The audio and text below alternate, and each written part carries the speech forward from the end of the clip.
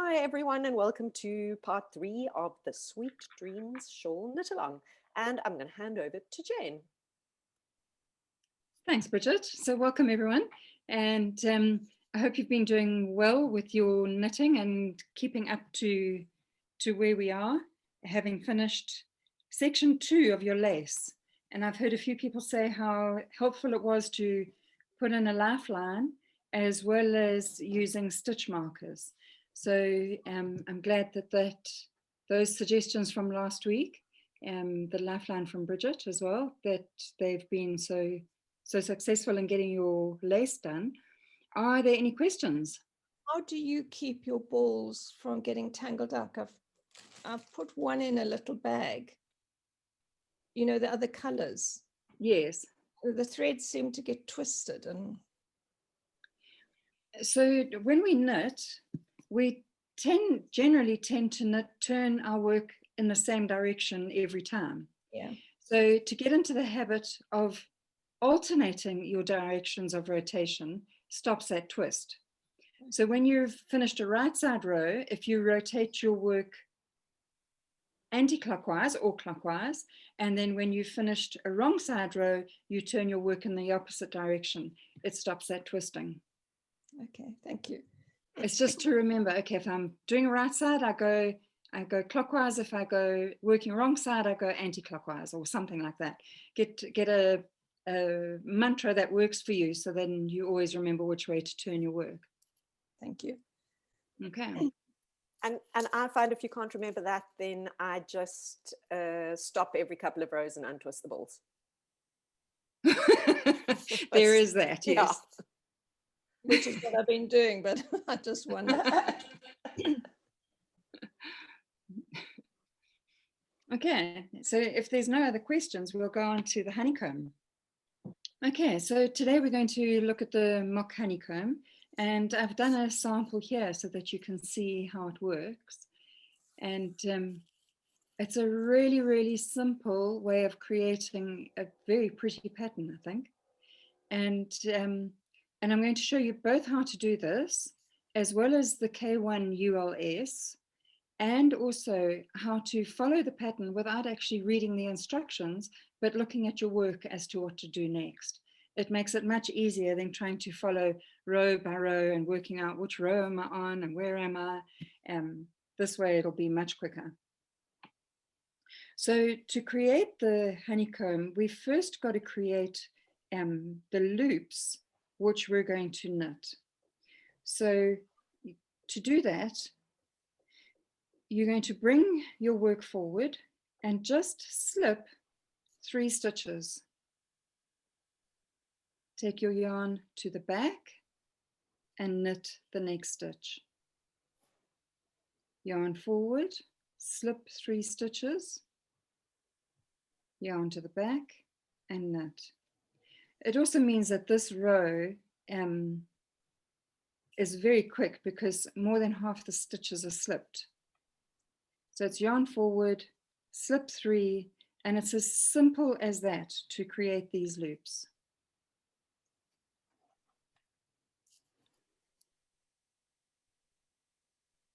And you just work to the end.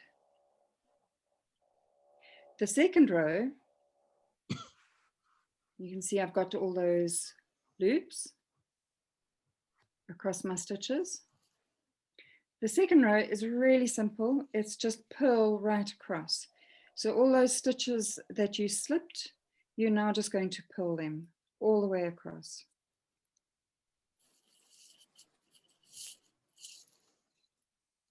And this is just going to take me a couple of minutes to get done.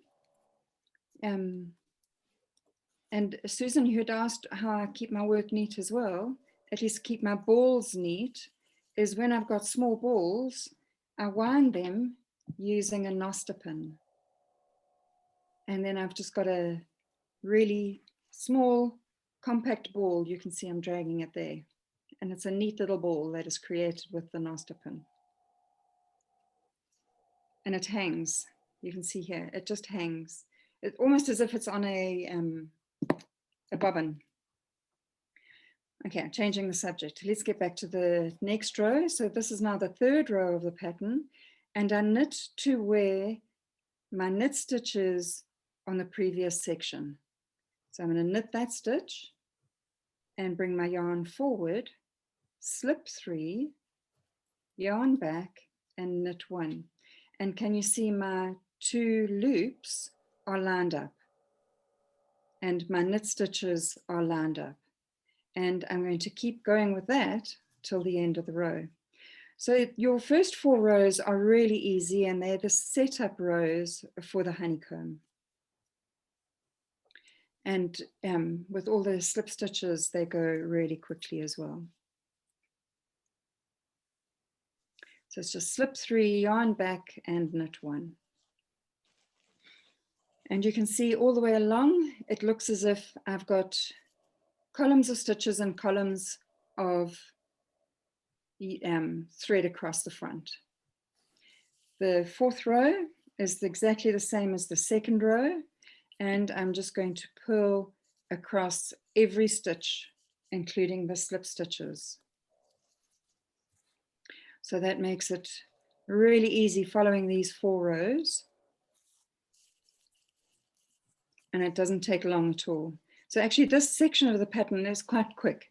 So even though you end up with quite a few stitches on your needle at the end, because of the 2 rows of slip stitches, it's quite a quick section, and it's not going to take you too long at all. And here, because it's so easy, you don't need a lifeline and you don't need stitch markers. And you use the pattern from the rows before to determine what you're going to be doing next. Okay, so now I've got these stitches knitted across. What I'm going to want to do is I'm going to pick up those 2 loops on the middle stitch. So these loops go over 3 stitches. So I'm going to pick it up with the 2nd stitch. So I'm going to knit as far as the 2nd stitch.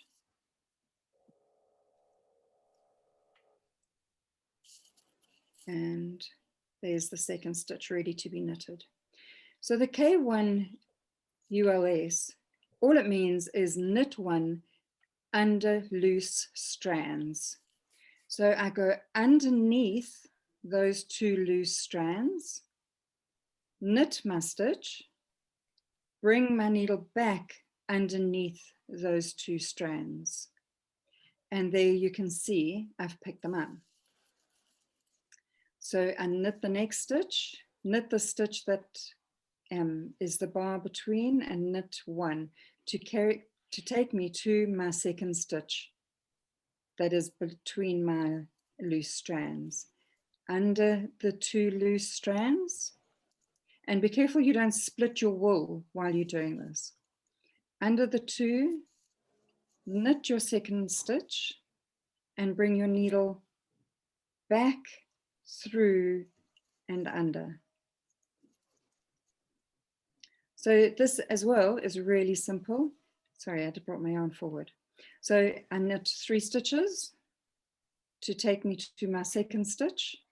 There's my 2nd stitch, and underneath the 2 loops, 2 loose strands, knit the stitch, bring my needle back through and over the top. 1, 2, 3, under the 2 loose strands, knit the stitch, and back underneath those 2 loose strands.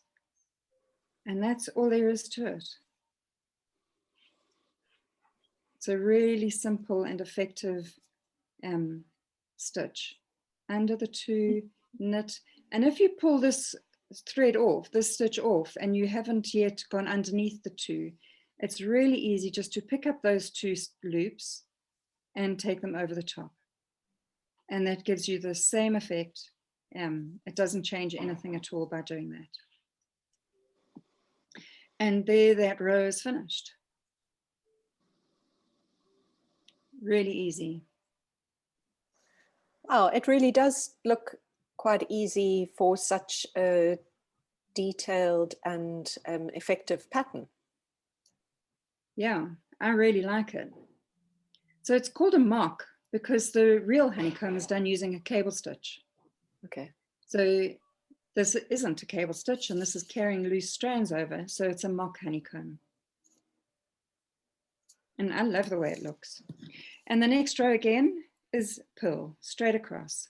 So every wrong side row with this pattern is also really, really easy. You don't need to look at the pattern. It's just purl straight across. So remember, your first 3 stitches of the wrong side row is to slip 1 purlwise, purl 1, knit into the front and the back of the stitch. And you purl to the last 3 stitches, and your last 3 stitches, you're going to bring the yarn forward and just slip those last 3. And that's what you do on every wrong side row. So it's really easy to work out what to do. So when you've got the right side row in front of you, I'm going to show you first of all with my sample that I've got going here, and then I'll show you on my shawl with the first 5 stitches on what to do with them. So on this section now, if I look at my work, I need to be knitting that stitch, and I need to knit that stitch. So across those 3 stitches, I need to carry my yarn in front. Because I've got a few stitches before, I can actually start beforehand.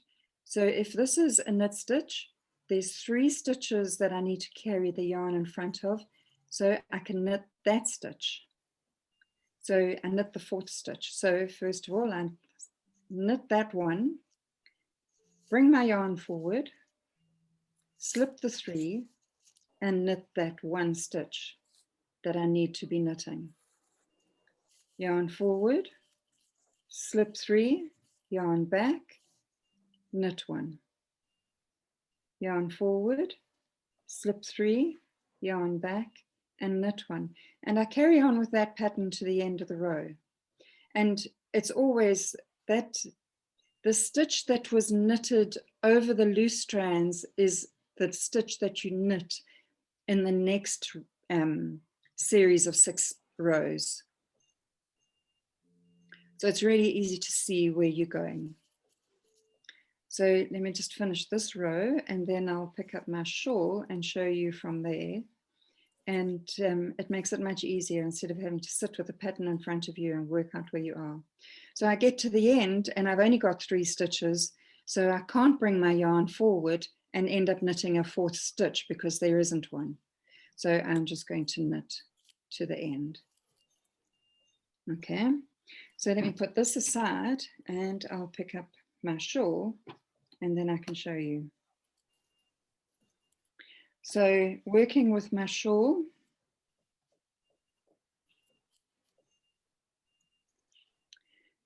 remember your first 3 stitches, you knit your first 3 stitches. The next 2 stitches you slip and knit. So that's your SSK. So before I even look at what's happening with my pattern, I do that. Okay. Here, my next stitch, I've actually got a stitch to knit straight away. Can you see what I'm talking about here? Where I've got that stitch is the stitch that went over my 2 loops, my 2 loose strands. That is the stitch I need to knit. And then the next stitch I need to knit over my 2 loose strands is here. So those 3 stitches in between are the stitches that I'm going to carry the loose strands across. So I'm going to knit 1, bring my yarn forward, slip 3, and knit 1. Is that clear enough with this light? Yes, I think the video and the picture looks clear. Okay. And hopefully the knitting instructions look clear. Okay, so Is there anyone with any questions regarding this? I'm just going to work to the end of my row. Our floats that we carry, or the yarn that we're bringing forward and we're carrying over the slip stitches, must it be loose, or like if we were doing feral knitting, or can it be, what sort of tension are we aiming for there? So when you first start this, to get your tension right, if you pull this tight, can you see you're going to end up with no strand to be able to pick up? If you end up with it too loose, it's going to end up not creating the same sort of stitch definition of the honeycomb. So one way to get your tension right is to pull your stitches on your needle so that it's nicely stretched across the 3 stitches, and then you knit without pulling it in. And that gives you a loop that you can both put your needle underneath and will then create the stitch definition below. So if you just get into the habit of, as you've done your first 3 stitches, when you take your yarn to the back, just pull your work and knit. So that it's not puckering the work, which it would do if it was too tight, and it's not drooping, which it would do if it was too loose. Absolutely. Okay. Okay. Thanks, Jane. Pleasure. That was a lot of help. Thanks. Good. Are there any other questions? Jane, I'm just wondering about the first row, or the first couple of rows of this, because you've shown us with the edge repeat when you already had the pattern of the tuck stitches to the honeycomb to show as a guide to follow. But when you're knitting the first couple of rows, you don't have that guide to follow. So then do you just follow the pattern for the first row or 2? Yes. Okay. Yeah. Okay, so just stick with the written instructions as the setup.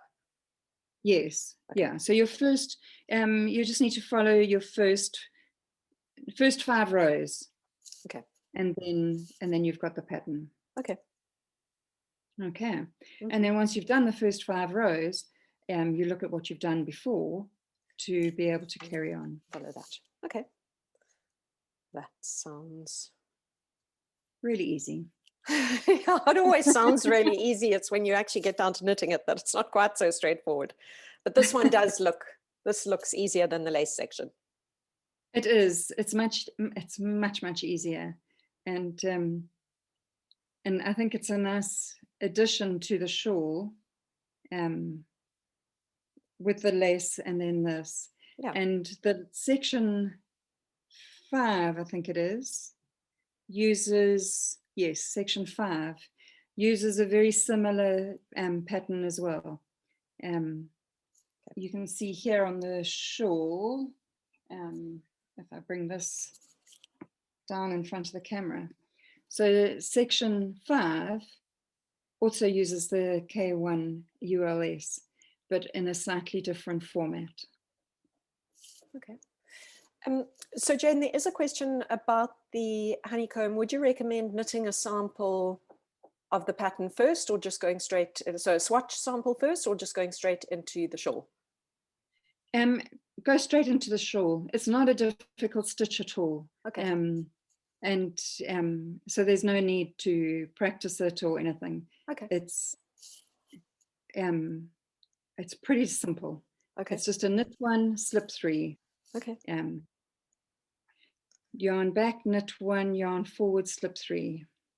Yarn back, knit 1. And that's all it is until you get to your K1 ULS. But we'll get there now. Okay. So yeah, I've got to the end of my row and I've got 5 stitches. So theoretically, I could fit in another loose strand, except my last 3 stitches need to be kept aside for the pattern. So I actually only have 2 stitches to work with. So what I'm going to do is just knit them, because my 3rd to last stitch, I've got to knit into the front and the back, and unknit my next 2 stitches. So that's how you can work out where you are, how much more you need to do. Just remembering that you've got to set aside 3 stitches, and right at the beginning, you've got to start with 5 stitches, which become 4 before you work on your pattern. And that's all there is to it. Okay, if you say so. Okay. No, I mean, I see that. Yeah, it's just it's a really simple but very effective stitch. Yeah, it looks nice. Yeah, I think so. So what questions do people have about this or any other part of their shawl?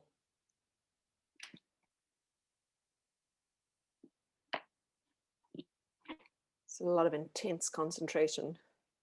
Yes. So this pattern, you end up doing the K1 ULS row 9 times. So to count how many you've done, if you can see here where I've got my first stitch over, that's my first one. There's my second one, and my third, my fourth, 5, 6, 7, 8. So I've got one more set to do, and I've done my 9 sets for this section. So wherever I've got the strands lifted, that's the end of one section. So you can see I've got 1, 2, 3, 4. Where's my next one? 5, 6, 7, 8. Can you see that? So you can either work it till you've got 9 loops, or you can end up counting your stitches and you need 143 stitches to finish off this section. So it's up to you how you work on the pattern, but it's just really easy to work using what you've done before to see what you need to do next, rather than going row by row. Does everyone follow? Is there any questions? It does make it, I find certainly a lot more efficient if I can read the knitting and know what I need to do next, rather than having to keep going back to look at the pattern, even just within a section. So yeah, I think it's going to be a nice one to knit. Yeah, no, it is nice and easy. And I find then I can also be listening to a story or something else while I knit, instead of having to have my ruler working out where am I, what am I doing, where am I next, have I done that row, didn't I do that row? Yeah. On your shawl you're knitting at the moment, Yes. have you added an extra couple of rows, that darkish pink? Yes, I did. Okay. So I'll just show you something. So if you read Bridget's newsletter, she spoke about color and the effects of color and how it works. Okay, so these are my colors for the shawl, and I was really very happy with them. But then I was playing with some samples that Bridget had sent me, and look what that does. Yeah, just the intensity. So there's a very different intensity of the color in the hot pink compared to all of the other shades you've got. And so it really stands out and gives it a bit of a pop. Yes, it does. So I thought I'd play a bit. And yes, it does mean I'm adding a couple of colors, at least a couple of extra rows. So in this, I'm not counting my stitch count at the end of every section because I've added rows, but I still am following the pattern.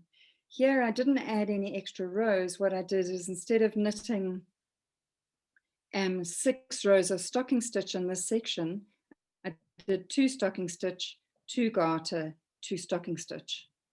So this, in the original shawl, I'll just take it off here.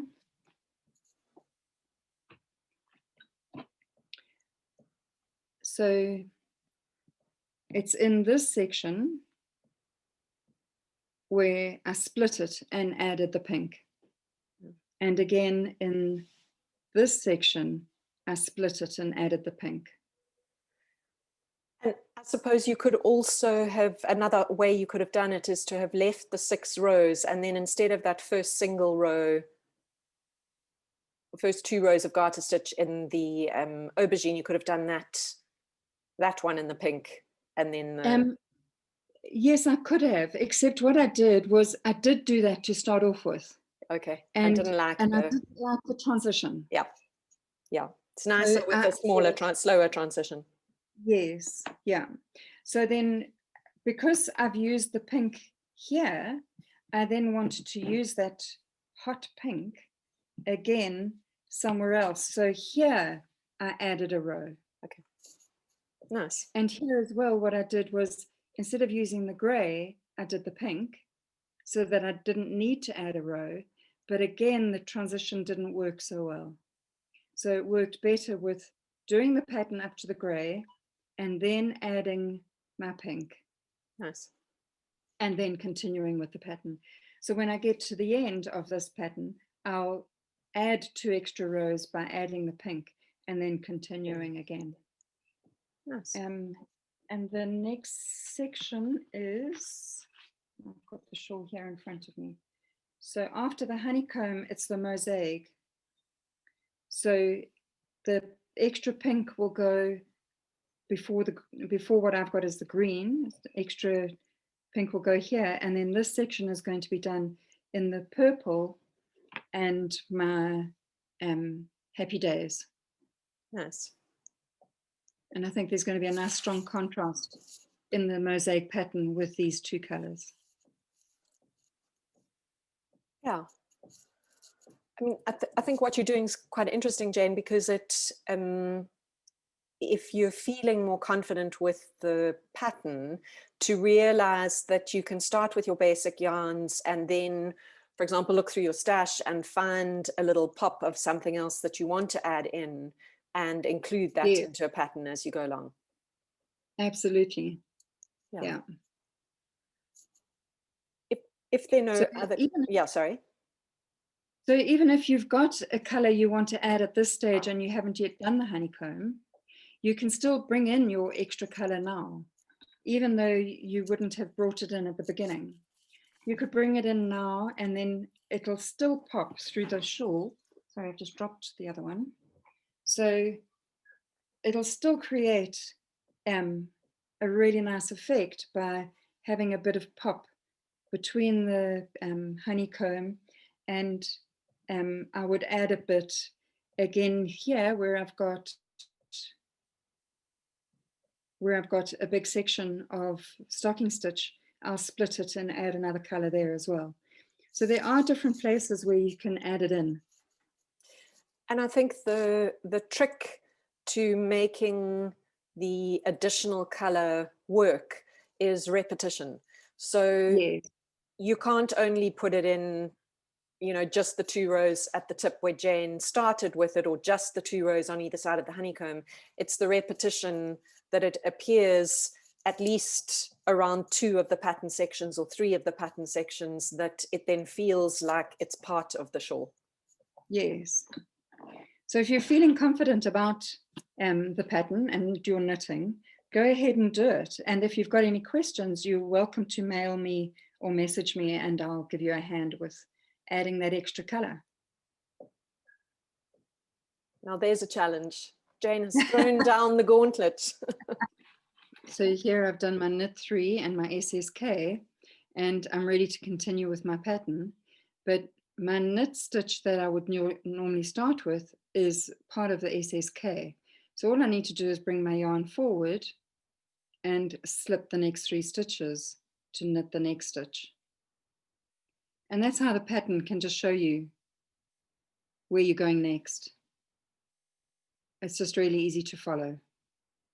And I know I've got to slip the next 3, and they're the 4th stitches that's got to be knitted. And I'll carry on with that till the end. So there we are. That's this week's section. Thanks, Jane. Pleasure. Thanks, Jane, for another really helpful class. We look forward to seeing you again next week, or join us live for one of our Zoom sessions Wednesday mornings at 10 a.m. South African time, or Saturday afternoon, evening at 6 p.m. South African time. Thanks. Bye-bye.